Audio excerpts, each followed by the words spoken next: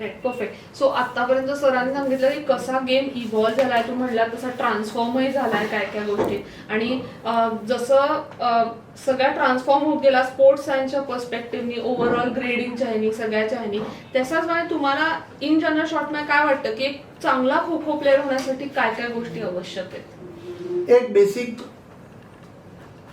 कुठलाही खेळाडू चांगला होण्यासाठी त्याची शारीरिक तंदुरुस्ती मस्ट आहे.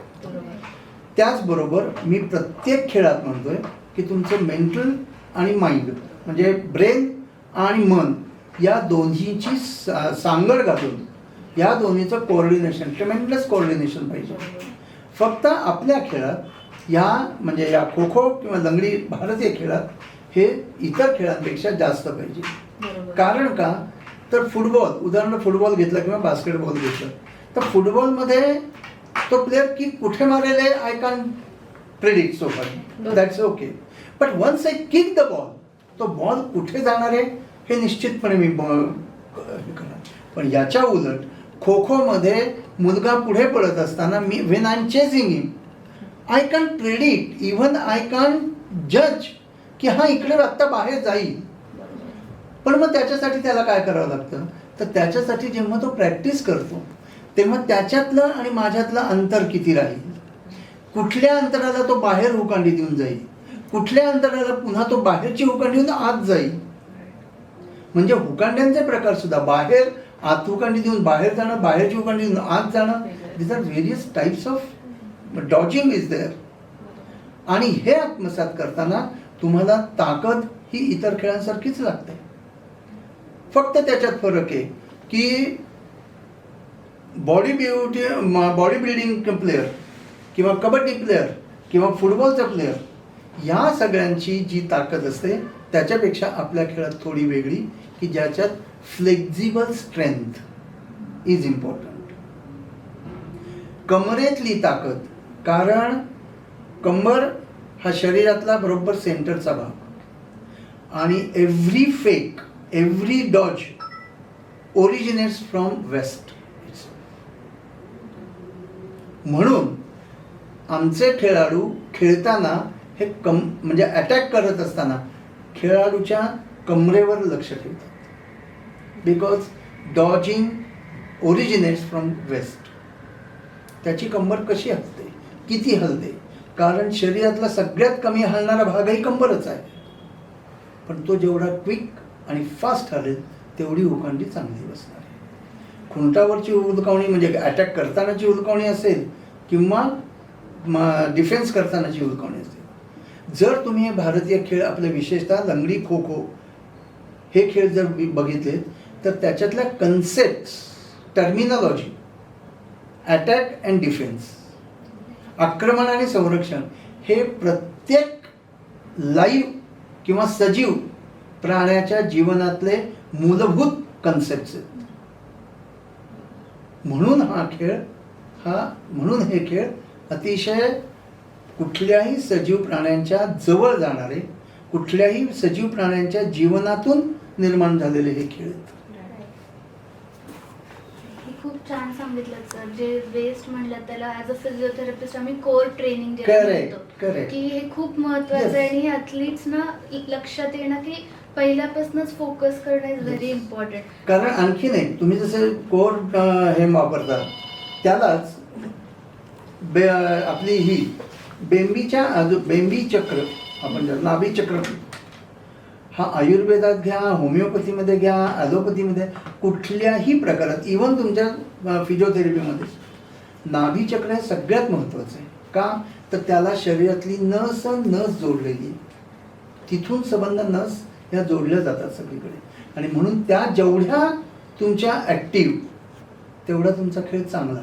तो ॲक्टिव्ह करण्यासाठी तुमची एक्सरसाइजेस त्याच्या दृष्टिकोनातून. आता तुम्ही फिजिओथेरपिस्ट आहात, प्रत्येक खेळाडू किंवा कोच किंवा खेळाशी आता ह्या गोष्टी वाढल्या, support staff under the heading of support staff. मग प्रत्येक खेळाडूचा एखादा फिजिओथेरपिस्ट वेगळा असतो, एखाद्या संघाचा पूर्ण फिजिओथेरपिस्ट असतो.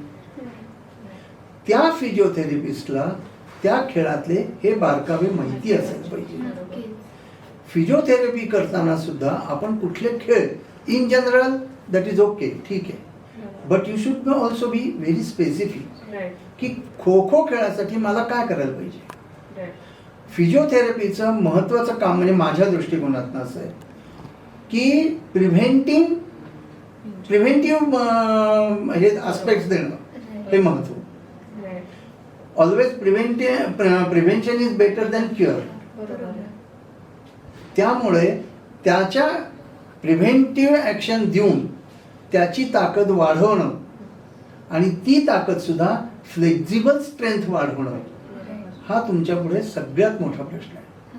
आणि हाच मुद्दा तुम्ही सगळ्या खेळात म्हणजे फ्लेक्झिबल ताकद ही प्रत्येक खेळात अतिशय चांगली पडणार आहे. डेफिनेटली स्पोर्ट्स स्पेसिफिक ट्रेनिंग आम्ही म्हणतो स्पोर्ट्स स्पेसिफिक प्रीहॅब जिथे इंजुरीज प्रिव्हेंट करण्यासाठी ते ॲट रिहॅब स्टेशन पण आम्ही त्याचा पुरेपूर यूज करूनच we try to do it.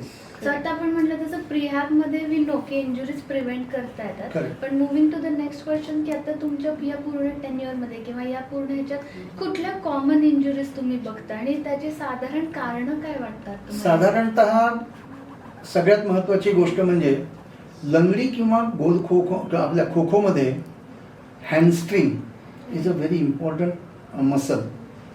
शरीरातला सगळ्यात मोठा मसल आणि सगळ्यात कमी एक्सरसाइज असलेला. कारण खो खोमध्ये उकांडी देताना अटॅक करताना पळताना तुमचा मॅक्सिमम तो स्ट्रेच केला जातो आणि इमिजिएटली खो दिल्यावर खाली बसायचं असतं. त्यामुळे काय होतं की it once on one step और one movement it is a fully expanded and immediately on next moment it is a totally contracted.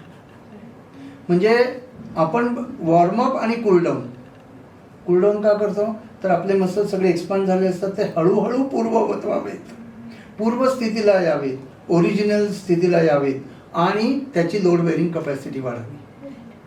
पण इथे एक्झॅक्ट उलटं होतं की एका सेकंदात फुल स्ट्रेच आणि एका सेकंदात फुल कॉन्ट्रॅक्ट. ह्याचा त्या मसलवर काय परिणाम होतो? निश्चितपणे त्याची इलॅस्टिसिटी कमी होणारच आहे. मग ही इलॅस्टिसिटी वाढवण्यासाठी त्याचे आपल्याला एक्सरसाइज वाढवावे लागतात, त्याचे जास्तीत जास्त एक्सरसाइज आपल्याला करावे लागतात. तुम्ही जे म्हणलात की प्रिव्हेंटिव्ह, तर त्याच्यात ही महत्त्वाची गोष्ट लक्षात ठेवा की आपल्या भारतीय खेळात खो खो किंवा इव्हन कबड्डीमध्ये मोठा पाय असतात, किक मारणं म्हणतो आपण, पाय उडवून आउट करणं. किती स्ट्रेच होतं? 120-130 अंशाचा कोण त्याचा 2 पायात होतो. म्हणजे how much is stretching is leg. तसंच कबड्डी, तसंच तुमचा मलखांब. आणि लंगडी तर दुसरा पाय असून सुद्धा म्हणजे 2 पायावर धड चालता येत नाही आपल्याला, एका पायावर संपूर्ण मॅच खेळायची असते आपल्याला. आणि ह्या सगळ्या गोष्टींचा विचार करून ही एवढ्याली कमी वेळ खो खो किंवा लंगडीसाठी ठेवलेली आहे. आम्ही खेळलो तेव्हा तर 7च मिनिटं होती, 7 मिनिटाची एक टर्न. आता 9 मिनिटाची एक टर्न झाली. 9 मिनिटाची एक टर्न करताना याच्यात खेळाडूंचा वगैरे सगळा विचार जरी केला तरी बेसिकली कमर्शियल विचार केला गेला की आज तिकीट काढून जर एखादा माणूस आला तर निदान त्याचा 1 तासभर तरी एंटरटेनमेंट झाली पाहिजे त्याची. या दृष्टिकोनातनं हा 9 मिनिटाचा खेळ केलेला आहे. किंवा सगळ्या खेळाडूंना चान्सही जास्तीत जास्त खेळाडूंना मिळावा त्या दृष्टिकोनातनं केलेलं आहे.